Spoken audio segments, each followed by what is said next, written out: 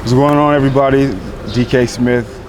We're here in New York at NYU Law's courtyard with my guy Obi. He's a rising hotshot on Wall Street. He's an investment banker. I'll let him introduce himself. He's going to tell you a little bit about his story, how he got to where he's at right now, and some tips for the younger people, anyone aspiring to be on Wall Street or working banking and wants to know what it takes to get into that position from any background. I'll let him introduce himself so you all know who he is. Yeah, man. My name is Obi Chalu. I do investment banking at Goldman Sachs, and we do advisory for businesses. I'm first generation. My family's from Nigeria, but I was born and raised in the States, Trello, North Carolina. Grew up. Went to state school called North Carolina State University. Had a great time, a lot of fun, met a lot of people. But yeah, I think, I started in school in engineering, and I think, midway through, university, for those who are able to have the opportunity to go to university, first off, not everybody has that opportunity.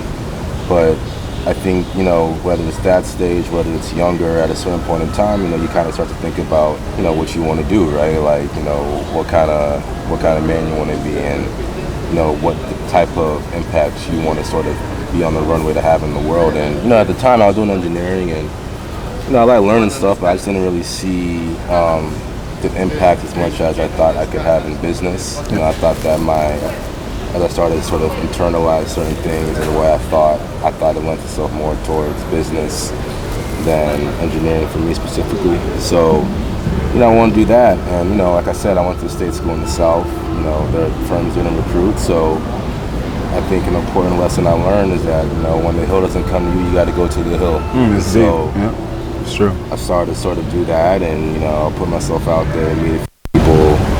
Long story short, I was able to get an internship in North Carolina for a big firm in New York, and I did well, but it wasn't the space that I wanted to be in the industry, and so graduation came, and rather than accept what was allotted to me, I kind of took a bet on myself. So I turned it down. I didn't have a job when I graduated, and moved back to my hometown. Started pitching myself in person at different spots, and eventually this spot let me work for free for a few months. Did that for a couple months for no pay, and was able to eventually, just through relationships and just working hard, and had a chance to interview up in New York. So I flew up in New York, had an interview, and then I moved to New York City in 2015. So I've been in the industry, two different places. Transitioned about a year ago to where I am now. And How long you been an investment banker? 4 years. 4 years. 4 years. Mm-hmm. What we do is we give advice for businesses on how to raise capital to fund the business. We give advice on businesses that are in trouble, on how to turn around the business, both from a financial angle and an operator angle. We help businesses sell themselves. We help businesses acquire other businesses for strategic purposes, for growth purposes, and to maintain their position in the market and get better in the marketplace. That's what we do. What's your average deal size, you'd say? It varies. We deal with businesses that are, making around could be anywhere from 250 to, $2 billion in EBITDA. In any EBITDA? Not in Topline? EBITDA. EBITDA, wow. $250 million to $2 billion in EBITDA. What's EBITDA? So EBITDA is earnings before interest, taxes, depreciation, and amortization. So it's operating income plus depreciation and amortization, which is your top line revenue minus your costs, and that gives you operating income. This is a very basic definition. It gives you EBIT, and then you add in depreciation and amortization. Yeah, exactly. I think, there's people making real money in this world. There's people making real money that you won't hear about on TV. These are people that kind of make money quiet millionaires, you know. And so the opportunity to learn from people like this, to be in the room and hear how they think, how they run their business, you know, I think that can be exciting, you know, because it can help you on the pathway of doing it yourself one day. So that's what I'd say. And so, you know, you mentioned that you work with companies that are around $250 to $2 billion in EBITDA. You know, how does that translate to top line, right? What would you say, like or even market cap, right? So, like, how large these companies? Right. Yeah. It depends. It depends if, I mean, if it's a public company and they have stocks that trade, so they have a market cap. You know, I mean, a company that's 250, pulling in $250 million in EBITDA or cash flow. You know, market cap. You know, I'm just trying to think of an example. You know, market cap, it depends on how healthy the business is as well. Yeah, of course. So if it's so we usually deal with companies that are in trouble. So their market cap will be smaller than a healthy business. But if it's like a stable company, you know, it can be in maybe, you know, the mid-single digit billions. If it's already like a very large, making a lot of cash. A smaller company, you know, let's say $200 million cash flow, you know, maybe it's in like the lower digit billions. It's kind of in lockstep ideally in lockstep to the size of how much the business cash the company is making, which attracts a big market cap or attracts a lot of, you know, stock equity investors who want to participate in acquiring some of that cash flow. That's why they're invested. They're invested in the equity so that they can get some of that cash flow that they're making, and so that it falls all the way down to them. That makes sense. I think you know, you mentioned, you know, you're in the room, you know, with these billionaires or people who are moving the markets, right? And you're advising them, and you are also learning from them and teaching them some things, right, at the same time. And you know, just to get to where you are or where we've gotten is an incredible feat in and of itself. You know, to be in that position, in that room with the movers and shakers of the world.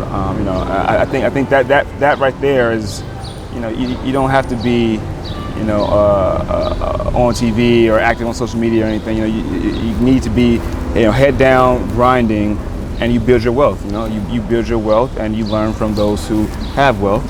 Absolutely. And so, you know, what's the most exciting thing about your career, you'd say? I'd say the future, man. You know, I think working in the industry I work in, you know, the future is what's most exciting, because the future, I work in the world of business. And so, you know, trying to,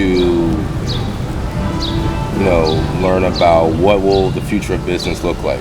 You know, what will be the next successful business? What will be the next trend? You know, how will markets move in response to where trends are moving? How will that impact existing companies? And, you know, for myself, you know, in the future, how can I bring value in the world of business in the future by being in it now, and if I'm paying attention, learning from everything happening around me, right? And so how can I help to make an impact in the future? You know, I think the future is what's most exciting, man. I think that's what gets me going. That's true. True.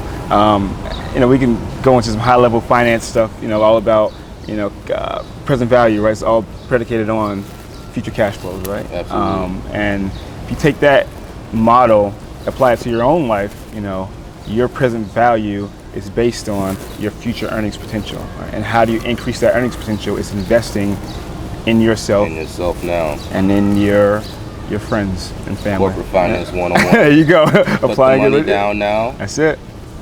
And you'll see return. Make it back later. That's it. ROI. I mean, as far as things to learn along the way, I think that, you know, very often I think, you know, sometimes it's helpful to sort of just be self-aware, you know, what you want, and to sort of, you know, take the utility in making your dreams come a reality.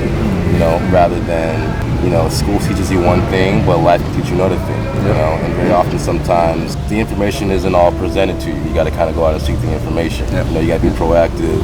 You got to have resilience. You got to be persistence. The classic thing, like they say, if it was easy, everybody would kind of would do it. That's true. That's true. It's very conventional how it's said, but it is true. Failure happens to everybody, and it's not about the failure; it's about how you respond to it. That's it. I think not anybody maybe, but most people who have done something that they are proud of having done, or most people who have done something useful, or most people who have, whatever their definition of success is, they've had to fail multiple times to get there. And I think in society we live in, people highlight the high, but people don't highlight the lows. And I think most people who are living on what you would define as a high, they've gone through a lot of lows, and it's learning to deal with those lows and learning to persevere and have grit that they won't teach you in school. They won't teach you in the media. You got to kind of get that for yourself. And the only way you get that for yourself is by taking initiative. Being creative, and not taking no for an answer. So that's true. So can you talk a little bit more about after you graduated? Right, you said, all right, I had a job offer. I'm sure it's well paid, but just wasn't necessarily in the space you wanted to be. So you took a bet on yourself, and you said you worked for free, right, for a couple months.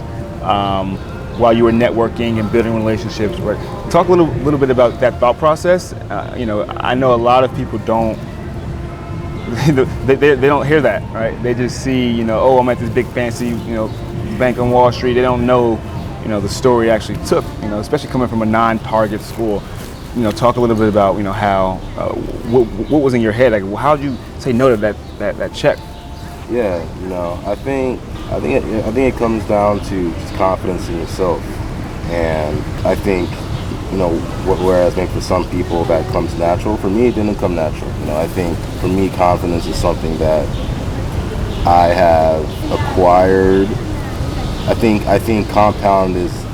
confidence is like compound interest, and I think most people give up before they start to earn a return on their investment. I think that the more hurdles you go through, the more obstacles you go through, and as you make it to the other side, you realize that at the end of the day, it wasn't that bad. It wasn't. And it's just confidence in yourself and knowing your self-worth and having a high belief in yourself, and not sacrificing your future value for today's value that people will tell you what you're worth. So, yeah, if like there's a job in front of you, and depending on your motivations, maybe you'll take it. But I knew that I had more. I knew that I was worth more than what I was presented with. Yep. And so, because I had the confidence in myself, I wasn't afraid to turn that down for something greater down the line. I think that there's things that are scary in life and dangerous. Some things are scary but they're not dangerous. Some things are dangerous but they're not scary. I think turning down a job offer, maybe for some it might seem scary, but it's not dangerous. You're more than likely your life's not in danger. Maybe scary, but it's not dangerous. I think, and I think what's even more scary is taking something that is not reflective of your true self-worth. Because I think you always regret that down the line. And so I just being able to sort of recognize that in the moment, be self-aware about it, have the confidence in myself, it was a no-brainer to me. Yeah, but I'll wrap that up and say, it's all about taking a step back to take two steps forward, right?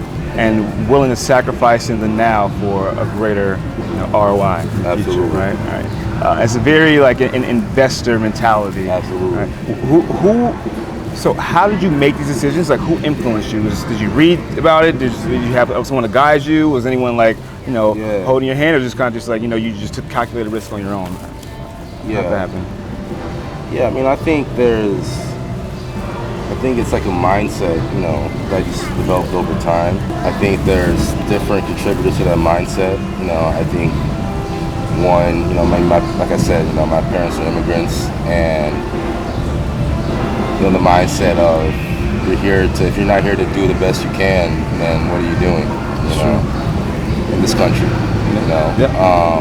I think I'm a big music person. I listen to a lot of music, and I like the poetry involved, and I think there's a lot of metaphors for certain journeys, and whether it's obviously people go through different life experiences, but I think there's many parallels that you can make from one journey to another, and sort of from people who are older, right, or like people, whether it's music, film. There's I think there's people who have already done certain things. I say like the rules to life are written in rhymes and text. That's true. And there's certain lessons that if you pay attention enough, you can recognize what they're trying to say. So I say that, and influenced by myself, influenced by my past self, influenced by being reflective of my past experiences, what I learned about myself, writing stuff down, whether it's a notebook, whether it's goals, whatever, and just being authentic to myself and not being okay with thinking by myself, being by myself, and really being in my thoughts and knowing what makes me happy, and what I'll be proud of 2 years down the line from the decision I made today. So thinking and living 2 to 3 years in the future. Absolutely. That's powerful. Yeah, I hear that from a lot of CEOs, right? That they make decisions today that will impact, the 2 or 3 years down the line. Right? And I think that's powerful. I think that everyone should have that mentality, that vision. Okay, what I do today isn't just for tomorrow; it's for 2 to 3 years down the line, right? And how can you position yourself to be better than you are like right now in this moment, right? All about consistent progression, not settling. It's crazy because all these are like cliches. Like you can read this in any self-help book, or but it's like, it's. I don't know. It works. I don't know. If you have that self-confidence, that the ability to sit down and master a subject, and the tenacity to really to be gritty, how can you be stopped? And I think that's an important lesson for everybody to understand. Like you have to. It's going to take work. It's going to take sacrifice. It's going to be painful. It's going to suck sometimes. But you have to understand that on the other side of that is your goals and dreams, right? And as our goals are constantly growing and constantly getting bigger, and as they should be. I was in a meeting recently, and the topic of workhorse came up, right? And being a workhorse, and this highly very successful executive, he mentioned he said, I only work with workhorses, right? And so for me, I took a step back and was like, wow, that's actually deep, like, and so I'm going to ask you the same thing, define what a workhorse is, and why it's important to why it's important to be a workhorse to succeed.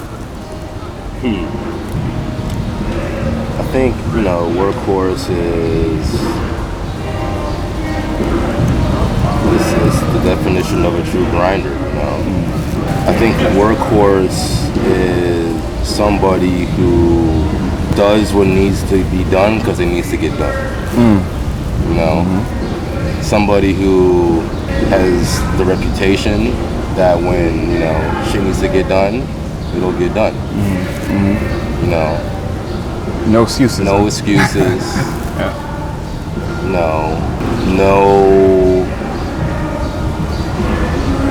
No excuses. No trepidations. Like that when you talk to this person, their word means something. When they say they're gonna do something, they're gonna do it. And I think that's important. I think that's an important trait.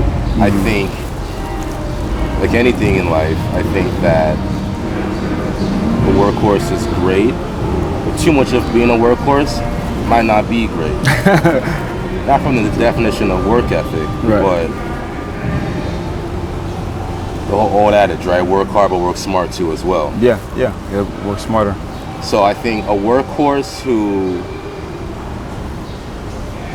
understands the importance of what it means to be a workhorse, but who also understands that he can't be a workhorse all the time. Yeah, that's the best workhorse. Knowing when to turn it off a little bit. Knowing when to pivot a little bit. Okay. Yeah. All right. And one final thing is to sort of wrap all this up, right? Yeah. What percentage of your friend group would you say consists of workhorses? I would say majority. Yep. Like 50 or 90? I'd say 90. 90, at least 90. And I think that's a consistent theme, right? Workhorses hang around other workhorses, right? Yeah. You know, it's okay, you know, to be too busy for some people. It's okay to say no, right? Because if you are a workhorse, right, and you understand that, okay, that person's in grind mode, right? Absolutely. And then, you know, and now they're like, okay, but when you really need someone, you really need that workhorse to come through for you, just like you said, they know what needs to get done, and they get it done. Absolutely. In all aspects of life. I agree with everything you said. You know, I think that, you know, you're my friend. If I hit you up and you don't get back to me, I know that's for good reason. Right. You're working on something important. Yep. Right. And because we both come from the same mentality, with no animosity, we both understand that. Yep. And I think there is value in having that be your close network. No, I agree 100%. 100%. And it goes both ways. So all right, you want to remind everybody who you are and how to follow you, and you know, look out for this rising hot shot on Wall Street. My name is Obi. I'm not on social media a lot, but you know, I'm at OBI_E, and you know, I'm on when I want to be on. I'm not when I don't want to be. That's true. All right. Thanks for watching. Coming live from New York City. NYC. Yep. Concrete jungle. So you can make it anywhere. Exactly. I hope you all took away some stuff, you know, from you know, a very successful young person that's doing his thing in finance. You know, and he's someone that I admire, that I listen to, and someone that I trust to you know, to build with. So again, I'm DK Smith. You can follow me at Mr_DK Smith, MR_DK Smith, and tune in next time.